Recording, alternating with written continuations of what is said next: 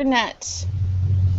Hello, Internet. This is Leisha Sterling from Geeks Without Bounds, and we're here for another mentorship with the Mediathread team. Today from Mediathread, we have Jonah Boswich, and we have two volunteers who are going to be working with us. We've got Caleb Cochran, who's been an intern with Geeks Without Bounds for a good part of 2014, then took some time away, and he's coming back on to help us with a bunch of things. And we've got Nick Rake, who is a new volunteer intern that we are going to push into slave labor. It's going to be fantastic. And what we're going to be talking about today is building onboarding documentation. We're going to use these two relatively novice developers to help us understand where the sticking points are in getting developers on board. And we're going to go back and forth between the Columbia team, Nick and Caleb, and myself with questions and answers until we figure out what needs to be documented and how it needs to be documented, and then I'm going to help Caleb and Nick to actually produce that documentation to smooth the process for all future new developers on this project. So that's the basic project outline, and today is sort of our introductory discussion. I'm not sure, it may take less than our full hour, which is always great, because then we can just send them off to work. But it may turn out we have lots to talk about. So let us start off. Caleb, are you there? Yes. Great. So could you introduce yourself for everybody's benefit? Because Jonah has already gotten the chance to meet you, but Nick doesn't really know you yet, except, well, I guess on Facebook, and the rest of the world hasn't met you yet. Okay, so I'm what I would consider a junior full-stack web developer. I just got back from an internship with Mozilla, and I can't wait to work with Geeks Without Bounds again. And that's about it. Thanks. And Nick, could you introduce yourself? Hi, I'm Nicholas Rick. I'm from Asheville, North Carolina. Let's see, I'm still very, very green in many ways to development, although I've been involved with computers since I was very, very young. So many elements are not so new to me, but other elements will be kind of new to me, but I'm really excited about this opportunity. Great. Cool. And Nick, I mean, I had asked Caleb just to help me get a better sense of their background and stuff, but I don't know if you have like a profile or a resume or even your GitHub account or something to that I could latch onto in terms of having a better sense of what you worked on prior. Okay. Let's see. I just set up my first GitHub account like 2 weeks ago. There's one little project in there aside from what I cloned of the Mediathread project. Oh, okay, cool. Well, I don't know. Do you have like it doesn't have to be current or anything, but like even a resume with some stuff that you've been up to, or? Yeah, I mean, I could put that together. I've honestly not really ever put that together. Okay, if you don't have it, I wasn't trying to like make you go too far. There's nothing on hand just for the moment. I'm sorry. So actually, it would be useful, Nick. I've been watching you for a while in my internet stalkery way, and so I've seen that you've been taking lots of online courses, and you've been working your way through lots of tutorials and practicing things. It'd be great if you could put together sort of a list of some of the things that you've been working on, online courses that you've done, and tutorials that you've worked through. It'd be good for me, for sure, to know where your strengths are so far, and it probably would help Jonah as well. So, and actually, for that matter, it'll probably help you too to like look at all of that. I've been watching you, so I have a sense that you've actually been doing a lot of studying, and it might help you to look at that and go, oh wow, I've done all that. Yeah, I think you might have Totally. said earlier something, but that's wherever you're at. Yeah. So, Jonah, Caleb's gotten a chance to meet you, so to speak, online, virtually. But could you give them just a quick overview of who you are, what your role is in the Mediathread team, and maybe a little bit about the challenges that you've been facing in terms of bringing developers on board?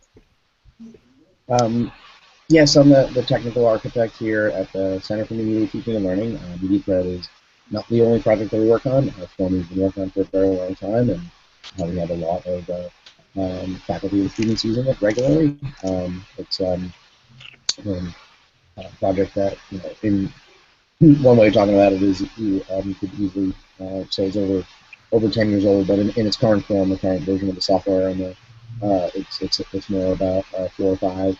And yeah, I work closely with the lead developer and the project manager and a couple other folks designer who are more involved in the hands-on day-to-day, and have been advocating and evangelizing this project for a long time.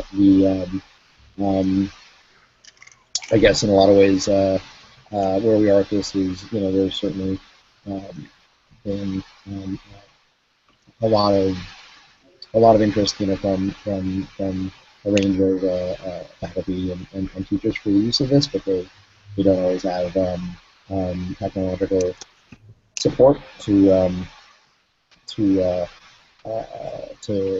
host and deploy the software, and so we've got specific challenges on the project in terms of how to make parts of that easier, as well as kind of continue to advance the features and capabilities, and then we've also have some um, um, limitations in terms of our resources and ability to do concerted community outreach and organizing around the project. So yeah, we do have a handful of other installations outside of our own, and of, um, uh, of other contributors, but usually small specific things, and that's pretty much where we are right now. Great, thanks. Do you guys have any questions for each other? Just yet. Okay, so I wanted to start off with a comparison. I just put this on the Google Plus page for this Hangout for anybody who's watching this. But if we take a look at the Mediathread, getting started with Mediathread page, I'm putting this in the chat over here. If you don't see the chat, then there's a little blue dialog box up in this upper corner here. You can click that, and you'll get your chat box here. So, and maybe I should put some more space. Space, link to documentation. Wow, typing. All right, so this is the current content for a new developer at Mediathread. Basically, it just tells you what it's made of, and then tells you to go get the GitHub, and that's it. And the get started, if you click on the get started link, there's the sign in at Columbia, and if you don't have a Columbia login, there's request access. So so get started is really only available for somebody who is at Columbia or who's developing a relationship with the developers at Columbia, at the team at Columbia, so that they can consider using it. So I wanted to compare that with Drupal. And the reason I'm using Drupal is because it has a very, very active community for getting people started. Yes, it's PHP as opposed to Python and Django, but we're not looking at the code here. We're just looking at documentation. So so with Drupal, if you look at the link here, the Getting Started with Drupal helps you both to get started with the actual software as well as getting started with building and writing code, understanding Drupal, understanding the structure, and then shows you how to get support. And if you go to the documentation page, Drupal documentation, it's broken down into categories depending on what it is you want to do, so that there's a clear path from I have no idea, I heard that this is a thing, to I can install this, I can make it happen, I can administer it and improve its security, etc. So Mediathread is, in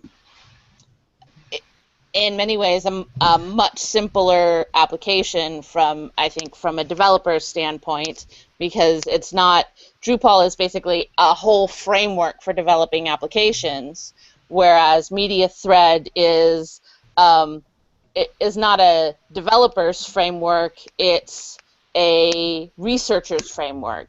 So the people who are using this and are the end users are not sort of like split up in the same way as the end users of the documentation for the Drupal. So we're going to be able to do things in a much simpler way with fewer pipelines to go through. So Caleb and Nick, you don't have to be scared that you're going to have to write that much. But the reason that this is still good for comparison is to see that there are these pipelines. Now, one of the things that Mediathread really needs is an easier installation process. And Jonah has been talking a lot about we need an install file, a Docker file, or something of the sort, right? Well, we're talking about much easier ways that people could get it running in a variety of hosting settings. Yeah, so I think that this might actually be a first thing for you guys to hit, because before you do any other development on Mediathread, you'll want to have your own local copy to work on, to look at, because anytime you're coding something, you need to test your code, right? So if you don't have your own development installation, you can't really test your code before you move it elsewhere, right? So, so as a first step, if you take a look at the Mediathread, where is it? Where's the Mediathread install stuff? I had it a moment ago on my screen. Now I can't find it. On GitHub, the Markdown? Is there a different one too? So hold on a second. I mean, yeah, that the README is the first place to start. I think there's a little bit more information in the GitHub wiki. But Okay. the installation instructions are primarily in the README with the code, yes. Okay, hold on a second. installation instructions for Mediathread are available in the README and on GitHub here. Okay. Whoops. Wrong link. Try that again. Oh, that's really strange. I'm on the right page, but the URL in my browser is the wrong URL. How bizarre is that? Yeah. Because I went to just copy the URL in the location bar, and I pasted it, that's wrong. Did it again, pasted it, that's wrong. And then I went to look at the location bar. I have the right page, I have the wrong URL. How does this work? That's If it's weird. not your Google Hangout, you could refresh it, and it'll be the right one. You might have pasted into it, but... So I actually tried that. I actually tried hitting refresh, and the location bar just did not change. It's I don't know, that particular tab may be frozen. That may be the cause of my problem. It happens. Of course, now my security brain is going, "Ooh, that's a vulnerability in Chrome. What if you could utilize that for phishing things?" Anyway, sorry, tangent. Yeah, so basically, as a first step, what I'd like to see each of you two doing, you two, Caleb and Nick, set up, follow these instructions, set up your own installation, figure out where the sticking points are, okay? Because, yes? I want to know, I mean, should I just go ahead and go straight for PostgreSQL? Should I learn some of the MySQL installations instructions? That's immediately like one thing where I wasn't sure like which way I should go and how that would matter down the line. Well, you know, we've I don't know of any installations that are working against MySQL. Okay. So I don't know to what extent we emphasize that that's sort of at your own risk. I know that the software we're using claims to support both, but we haven't focused on that. Okay. I'll come from it like PostgreSQL's the way to go right now. Cool. Okay. So Jonah, I know that you've expressed in previous discussions that we've had that a lot of people have had trouble with this installation. If there are specific pieces that you know of that where people get stuck, that would probably be helpful to know now before they get too deep. Well, I think the trouble has often been with folks that aren't accustomed to installing and running software, and sometimes on the Python side. So, but you know, it depends. It depends. Yeah, I wouldn't. There's nothing in particular that that comes to mind. I mean, well, perhaps I would say the deployment stuff, you know, which has to do with the way that this is set up for production in terms of being behind Apache, so and that side of things, which is also in flux. I mean, there's a sense in which if we were able to move forward with some work to package this up for distribution more cleanly, then the installation steps to build it manually, so to speak, would be eliminated or simpler, unless you had a real good reason to build it yourself. Yeah, I think, you know, kind of taking a stab at trying to install it and seeing, you know, where the pain points are, and then, you know, suggesting enhancements to the documentation, you know, kind of right here. I mean, we would definitely take pull requests directly on the README, and otherwise stuff in the wiki could be helpful. And I think Alicia, we had also discussed making a push for read the docs and trying to use the tools that are designed to describe the package thoroughly, right, and putting it up on read the docs. Some of that work would also be welcome. On Read the Docs? Yeah, so that's a website that is quite popular for. I'll put a link up in a second. Okay. Read the docs. So I guess if you haven't heard of it, might not make that much sense. But many projects have begun putting documentation up here, and we have time to do it, but we have the name registered. So that was actually one of the questions I was going to ask next, was where, once we get to the point where we've got documentation that we're ready to put in a public space, where should that go? Well, depends how extensive it is. There's no harm in starting in the GitHub wiki. That's like the wiki that's up on GitHub seems like a fair place, a fair game to work on. Okay. Easily clear some space out in there. I don't know how much longer we'd actually want the main README to get, for example. But if there's clarifications or for sure errors or even things that we should take out of there and point elsewhere for folks. The read the doc stuff, there's some formats that it understands, and there's tools that are used to put this together. I mean, some of what it does is auto-generated in terms of looking at the code and then trying to document particular elements or and aspects of the code, and actually extracting comments that might be there. So there is an opportunity to get to know the application a little bit better.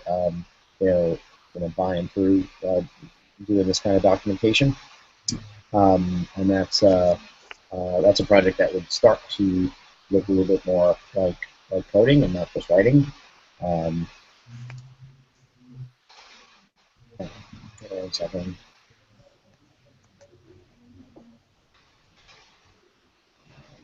There's also, sorry.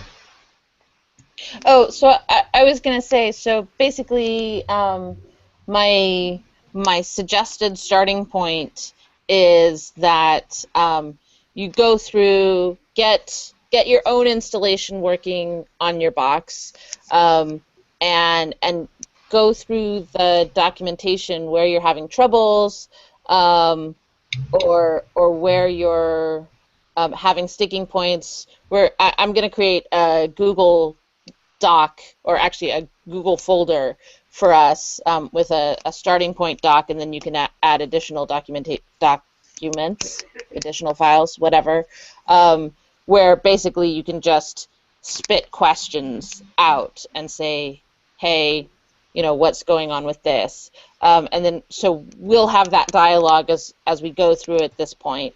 And then once you have your questions and your answers, then you can use those answers and the information that you have in order to improve the installation documentation now. And then once you know how to get it all up, then the next step is to create a package, right? So we've been talking about Docker packages for this. So it seems to me, and Jonah, correct me if I'm wrong, that that's pretty much your preferred packaging mechanism at this point? Well, so it's not like we have data on what the demand is highest for, and to some degree, if we come up with easy mechanisms to build these distributions, it may be straightforward to automate the building of say the Amazon one, a Docker one, and a lot of folks are using Vagrant for development, and then there's I think we should decide when we get to that point. But some of the approaches that we use to get stuff running might allow us to set up a few things. I mean, yes, we need to concentrate on each of them in turn and make sure that they're working, for example. Um, yeah, we're really interested in Docker. I would say with Amazon a close second, and then having the right configuration files so someone could deploy it to Heroku, for example, is another. It's not exactly a package, but it would just be doing the work to make sure that all of the configuration is set up and in place. So there's a lot of there's potentially work here that could go into just fairly generic and repurposable um, deployment and recipes that would make sense pretty much for any kind of project, and I think uh, would be valuable. And if those existed, then these install instructions would obviously highlight the fact that you could get this running much simpler, much more simpler. Yeah, so I mean, I think that this is sort of a first priority, both in terms of the documentation and in terms of coding slash scripting priority, because Mediathread isn't going to be able to spread unless people can install it fairly easily. And along the way, as you're going through this, um, once you put Mediathread onto your own machine and start playing with it so that you know whether it's working or not, you may find that you have questions about how it works or what's going on. Don't necessarily take days and days and days of tangent on the how it works right this moment. We can go back and revisit that if you feel like it later, or I can use somebody else who's not a developer to help improve that documentation. So, like, I'm not going to tell you not to do something that you find fun, but but I do want to focus on this particular piece. And so the documentation regarding the installation, and then once you feel like you know the installation really well, start working on actually figuring out what's the best way to package this, and maybe taking more than one stab at it so that there's more than one way to press a button and make it appear on a server easily for those people who are going to want to put it together and say, imagine right now it's being used at a few universities.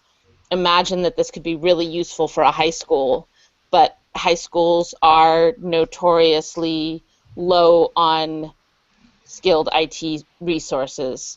So, imagine the somewhat qualified CS teacher being asked to install this on the high school server. That's definitely how I like to think sometimes about things.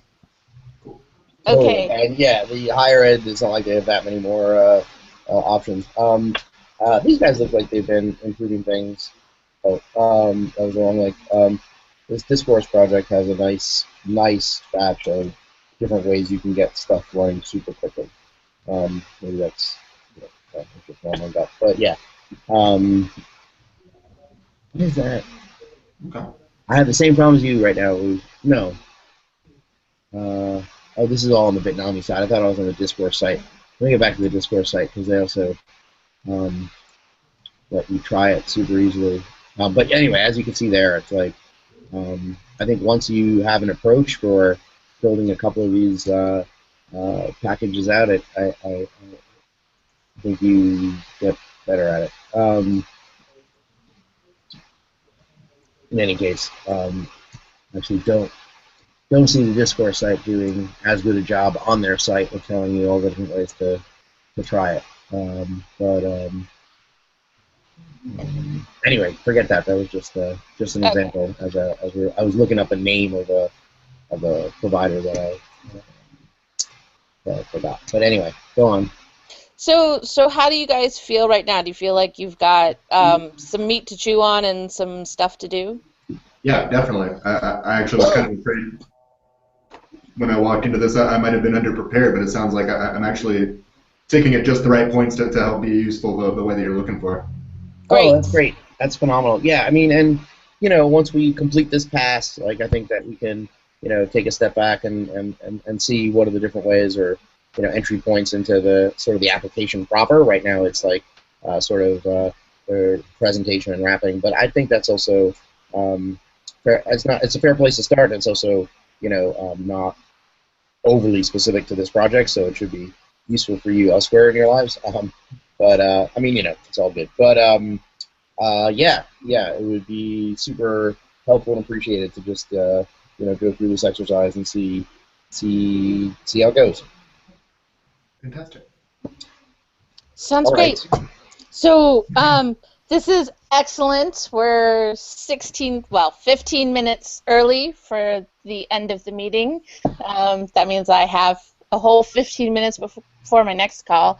I hope this has been useful for you. I'm about to create a documentation, or maybe I'll just call it interns, folder underneath the Mediathread mentorship. I'm going to add Caleb and Nick to the people who can view and edit inside the Mediathread mentorship folder. I just ask you guys that if you're looking at past, it's useful to be able to look at past mentorships if you have questions about things, although some of them are much less useful than others to you guys, but just if you feel like you need to get your head around something, there's a resource. But if it's stuff in the past, I just ask that you don't edit. If you have questions or want to add things into it, you can use the suggest mechanism in Google Docs. And anything in the future, I trust your judgment as to whether things need to be edited or suggested in order to accomplish whatever your goals are. Okay? Fantastic. Sounds great. And Caleb, hopefully this sounds familiar. I think we went through some of this, but yeah, you guys email me anytime, and we can set up a conversation as well. Fantastic. Great to meet you, Jonah. You too, Nick. Be well. Thanks so much. Great. Thank you, everybody. Thank you. Take care. All right, y'all be well. Bye.